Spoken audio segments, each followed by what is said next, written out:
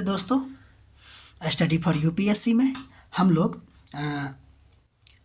Economy का आज part 15 पढ़ेंगे, जिसमें पहला पढ़ने जा रहे हैं प्रभावी घाटा के बारे में, प्रभावी राजस्व घाटा के बारे में, यानी कि इफेक्टिव रेवेन्यू डेफिसिट के बारे में। ध्यान दीजिए, रेवेन्यू डेफिसिट का वह हिस्सा जिसमें सरकार पूंजीगत परिसंपत्तियां बनाने में खर्च करती है, उसको हम लोग प्रभावी राजस्व कहते हैं या प्रभावी राजस्व घाटा कहते हैं। प्रभावी राजस्व घाटा का अगर हम परिभाषा के आधार पर इसका फॉर्मूला देखें, राजस्व घाटा जो कि हम पढ़ लिए हैं, उसमें से राज्यों को जो अनुदान दिया जाएगा, देखिए ये जो अनुदान दिया जाएगा ना, वो उसी शर्त पे दिया जाएगा कि वो संपत्ति का क्या करे, निर्माण करे। ठीक है, तो क्या हो गया, पूंजीगत परिसंपत्तियों का निर्माण में खर्च करती है सरकार, लेकिन ये अनुदान के रूप में राज्य को दिया जाता है और वो संपत्ति पे खर्च करेगा, तब आपको क्या कहलाएगा, प्रभावी राजस्व घाटा। ठीक है, यह घाटा बताता है कि सरकार का खर्च वास्तव में कितना है जो खपत वाला है। ठीक है, बाकी तो परिसंपत्ति के निर्माण में हो गया, बाकी खाने पीने में, यानी कि यह आपको बताता, इसको निकालने से ये पता चलता है कि हमारा खाने पीने में कितना खर्चा हुआ है, प्रभावी राजस्व घाटा। बाकी देखिए कि राजस्व घाटा में आपको ये भी है, अनुदान भी शामिल होता है राजस्व घाटा में, लेकिन अनुदान इस शर्त पे दिया जाता है कि परिसंपत्ति का निर्माण हो, तो इनडायरेक्टली ये परिसंपत्ति के निर्माण में ना आ गया, तो ये राजस्व घाटा तो है, राजस्व घाटा में शामिल तो है, लेकिन अंतोगत्वा ये खपत वाला नहीं है। तो प्रभावी राजस्व घाटा खपत वाला घाटा होता है, कंजप्शन वाला घाटा होता है। एक FRBM एक्ट है, इसके बारे में पढ़ेंगे। इसमें ना इफेक्टिव रेवेन्यू डेफिसिट को शून्य करने का लक्ष्य रखा गया था कि भाई ये जो होगा ना, उसको हम लोग शून्य करेंगे। किसमें, FRBM एक्ट में। ठीक है, ये जो इफेक्टिव रेवेन्यू डेफिसिट है ना, वो फिजिकल हेल्थ का एक बेहतर संकेतक माना जाता है, ये भी आप लोग ध्यान रखिएगा। ठीक है, अब तीसरा नंबर घाटा पढ़ने जा रहे हैं, जिसका नाम है राजकोषीय घाटा। बहुत ही इंपॉर्टेंट है, फिजिकल डेफिसिट के बारे में बात करते हैं। देखिए, टोटल एक्सपेंडिचर यानी कि टोटल खर्च में से रेवेन्यू और रेवेन्यू रेसिप्ट, जो कि ये प्रभावी है, इससे पहले वाला जो आपको पढ़ाया गया है, रेवेन्यू रेसिप्ट और प्लस NDCR। ठीक है, क्या होगा, टोटल एक्सपेंडिचर में से घटा देंगे रेवेन्यू रेसिप्ट को प्लस NDCR को।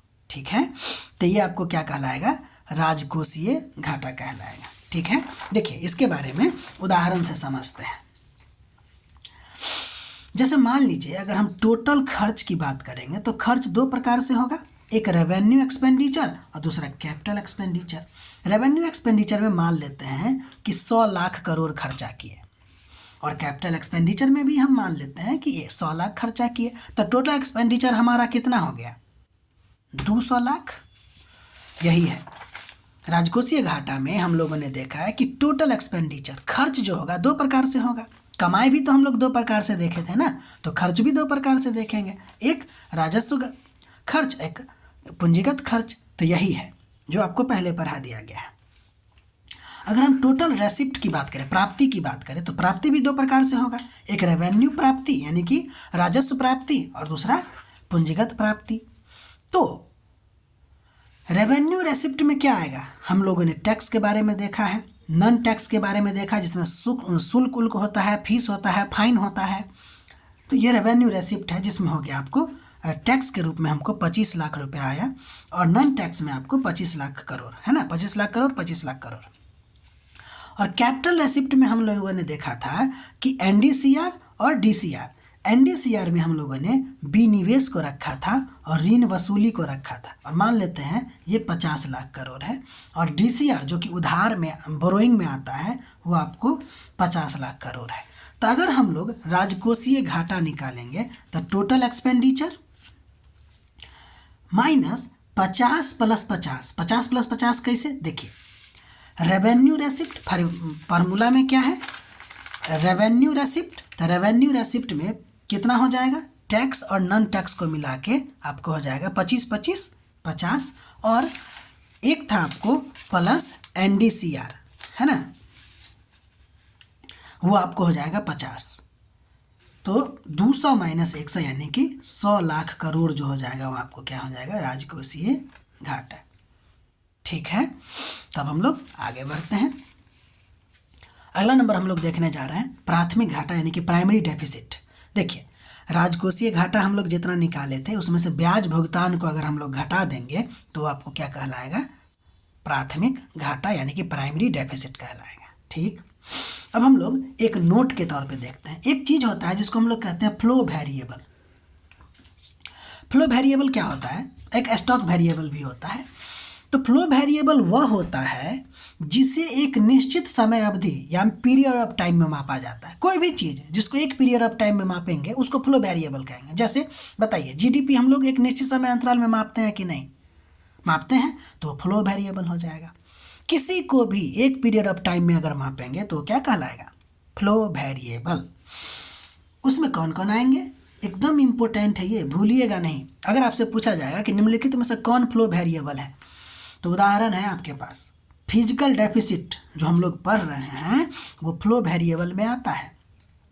रेवेन्यू डेफिसिट भी फ्लो वेरिएबल में आता है। नेशनल इनकम भी फ्लो वेरिएबल में आता है। जब आप पढ़ रहे हो ध्यान से पढ़िएगा, जहाँ कहीं भी फ्लो वेरिएबल लिखा हो तो इसका मतलब क्या है, इसका मतलब ये है कोई भी चीज़ होगा जिसको हम एक समय अंतराल में मापेंगे, क्योंकि आप GDP के बारे में पढ़े हैं ना कि इसको एक समय अंतराल के अनुसार से मापा जाता है जो सामान्यतः 1 वर्ष होता है, तो वो फ्लो वेरिएबल होंगे। ठीक, अब हम लोग आगे बढ़ते हैं। अब हम FRBM एक्ट 2003 का पढ़ते हैं, बहुत इंपॉर्टेंट है। Physical responsibility and budget management act 2003 यानी कि राजकोषीय उत्तरदायित्व और बजट प्रबंधन अधिनियम 2003। ध्यान दीजिए, इस एक्ट का उद्देश्य था फिजिकल डिसिप्लिन को स्थापित करना, फिजिकल डेफिसिट और पब्लिक डेफिसिट को नियंत्रण करना और मैक्रो इकोनॉमिक स्टेबिलिटी को सुनिश्चित करना। इस बात को भूलिएगा नहीं। अगर आपसे पूछा जाएगा, एक ही लाइन में 3 बात इसमें घुसाया गया है कि FRBM एक्ट का मुख्य उद्देश्य क्या था, तो फिजिकल डिसिप्लिन को लाना यानी स्थापित करना, फिजिकल डेफिसिट और पब्लिक डेप्ट को यानी कि पब्लिक डेप्ट यानी कि खर्च को या फिर उधार को नियंत्रित करना तथा मैक्रो इकोनॉमिक स्टेबिलिटी को सुनिश्चित करना। ठीक, हम लोग आगे बढ़ते हैं। ये जो FRBM एक्ट है ना वो जुलाई 2004 में लागू हुआ। ठीक, ध्यान दीजिएगा कि यह जो FRBM एक्ट है ना वो अमेरिका के ग्राहम रुडमैन होलिंग एक्ट से प्रेरित है।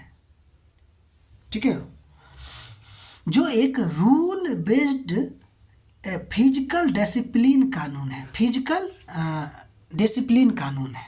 ठीक है, इस बात को ध्यान रखिएगा। सिंपल सी बात है, FRBM क्या है, तो FRBM ना एक रूल बेस्ड फिजिकल डिसिप्लिन कानून है जो अमेरिका के ग्राहम रुडमैन होलिंग्स एक्ट से प्रेरित है।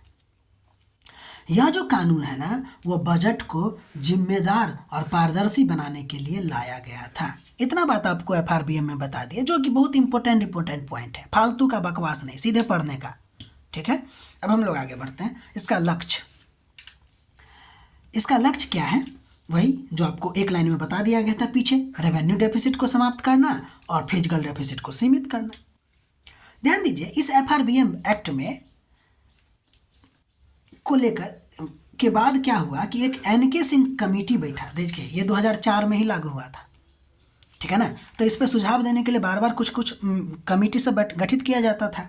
तो उसमें आपको एक NK सिंह कमेटी गठित हुआ 2017-18 में। इसके बाद क्या हुआ कि फिजिकल डेफिसिट एक टारगेट बनाया गया कि भाई अब जो फिजिकल डेफिसिट टारगेट होगा ना वो सेंटर के लिए जो होगा 3% से ज़्यादा नहीं होना चाहिए। वेरी वेरी इंपॉर्टेंट है कि राजकोषीय घाटा कितना निर्धारित किया गया है कि GDP का 3% से ज़्यादा नहीं होना चाहिए फिजिकल डेफिसिट। और ये जो डेप्थ है ना, कर्ज जो है, ऋण जो है, उसका जीडीपी डेप्ट और जीडीपी रेशियो कितना होना चाहिए? 60% से ज़्यादा नहीं होना चाहिए। जीडीपी और डेप्ट रेशियो जो होना चाहिए वो कितना होना चाहिए? 60%, उससे ज़्यादा नहीं। केंद्र के लिए 40 और स्टेट के लिए इसमें 20, दोनों को जोड़ के बताया गया है कि 60% से ज़्यादा हमारे पास कर्ज नहीं होना चाहिए। हालांकि ये टारगेट, चूँकि कोई भी टारगेट अगर दे दिया जाता है तो हम एक नियम में बंध जाते हैं, और ये जो नियम था ना, रूल बेस्ड फिजिकल डिसिप्लिन था ना, कानून है, रेगुलेशन है। तो अब कुछ भी प्रकार का अगर दिक्कत होगा तो अब मान लीजिए कि आपदा भी आ जाती है, बहुत सारा चीज़ आ जाता है, तो टारगेट अचीव करना हमारे लिए मुश्किल हो जाएगा। कोरोना काल में नहीं हो पाया। तो देखिए, इसमें ने एक एस्केप क्लोजर भी जोड़ा गया, जो असाधारण परिस्थिति में एफआरबीएम टारगेट से अस्थायी छूट मिल सकती थी इससे 2017-18 में। जैसे अगर कोई वार हो जाए, नेचुरल डिजास्टर आ जाए, सीवियर इकोनॉमिक स्लो डाउन हो जाए, कोई पैंडेमिक जैसे कि कोरोना का एग्जांपल आपको दे ही दिए, इस सब से चूँकि टारगेट 3% है, 3% से ज़्यादा होनी नहीं चाहिए, लेकिन अगर कुछ असाधारण परिस्थिति आ जाए तो आप इस टारगेट से थोड़ा बहुत मतलब कि हट सकते हैं। लेकिन ध्यान दीजिए, जैसे ही वो चीज़ ख़त्म हुआ फिर से आपको वो टारगेट अचीव करना है। ठीक, तो ये आप लोग इसका नोट बनाइए, अपना पढ़ाई करते रहिए। अच्छा लगे तो लाइक कीजिए, सब्सक्राइब कीजिए, और सबसे इम्पोर्टेंट बात, देखिए कहीं भी अगर आप लेक्चर कीजिएगा ना तो उसमें बहुत सारा बातें बताया जाता है, 2-3 घंटा 3 घंटा का लेक्चर हो जाएगा, ठीक है ना। ये उतना ही है जितना हम लोग को एग्जाम में पूछा जाएगा, और ये बहुत डिटेल भी है, ठीक है ना, और टू द पॉइंट है, इधर उधर की बातें ना करते हुए, ठीक है। तो आप लोग इसका नोट बनाइएगा, अपना पढ़ाई करते रहिएगा। हम लोग मिलते हैं अगले वीडियो में।